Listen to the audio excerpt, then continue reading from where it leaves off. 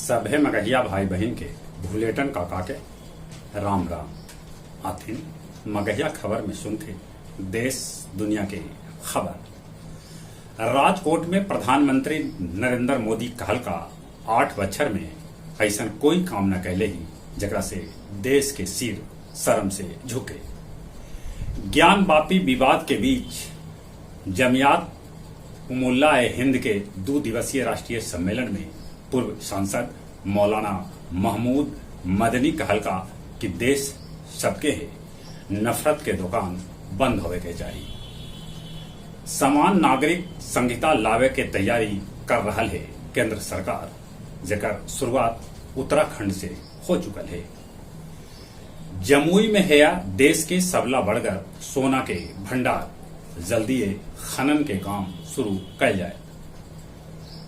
उड़ीसा राउरकेला के रहे वाली 18 वर्षीय श्रेया के विश्व प्रसिद्ध पॉप बैंड ब्लैक एस्वैन में शामिल कैल गए। इमामगंज के बुद्ध पहाड़ी पर एगो समारोह आयोजित कैल जा रहा है, जेकर उद्घाटन पूर्व मुख्यमंत्री जीताराम मांझी करता। की जानकारी दिलन है डॉक्टर शत्रुघ्न दांगी, जौन पुरातत्वविद है। गया जिला हिंदी साहित्य सम्मेलन भवन में काव्य संध्या 405 के आयोजन कैल गए, जेकर अध्यक्षता सुरेंद्र सिंह सुरेंद्र और संचालन खालिद हुसैन परदेसी कैल का। ई अवसर पर मुख्य अतिथि के रूप में बज़्म राही के सद गुफरान अशरफी भी उपस्थित रहलन। बेगूसराय के पत्रकार सुभाष कुमार के हत्याकांड के नामजद अभियुक्त के घर पर चला बुलडोजर।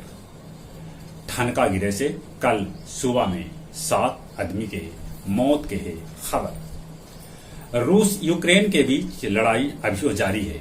यूक्रेनी राष्ट्रपति जेलेस्की कहलका है कि पूर्वी यूक्रेन से रूसी सेना पाछे हट रहा है। रूस के अगला निशाना हो सका है पोलैंड। ब्रिटेन के टेरेनवे बंदरगाह पर खाड़ एगो आलिशान जहाज में आग लग गए, जे जर के खाक हो गए। पाकिस्तानी फिल्म जॉ लैंड के भेटायल जूरी पुरस्कार।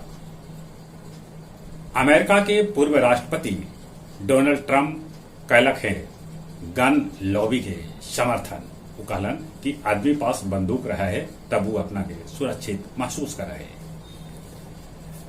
बट सावित्री पूजा के लेके पंखा के बाजार सगर है गरज।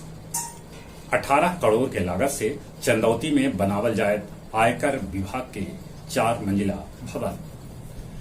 मगध विश्वविद्यालय के वीसी प्रोफेसर राजेंद्र प्रसाद के इस्तीफा मंजूर कर लेवल गए। वो घोटाला में है फंसा।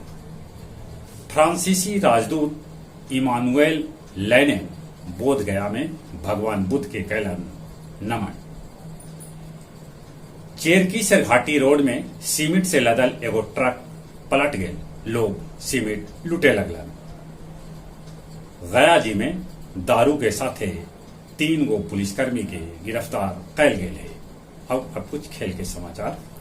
आईपीएल के फाइनल आज गुजरात टाइटंस और राजस्थान रॉयल्स के बीच खेलल जाए। आईपीएल जीते वाला टीम के भेटाए 20 करोड़ रुपया। एशिया कप में भारत जापान के हरा के हिसाब चुकता कर लेला।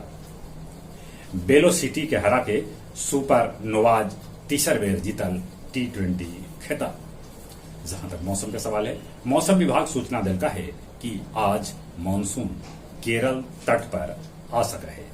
ऐसे बिहार में आसमान में बदली रहा, बाकी गर्मी भी रहा। गर्मी से बचते, कोरोना से बचे ले मुंह और नाक पर अभियो मास्क लगाते।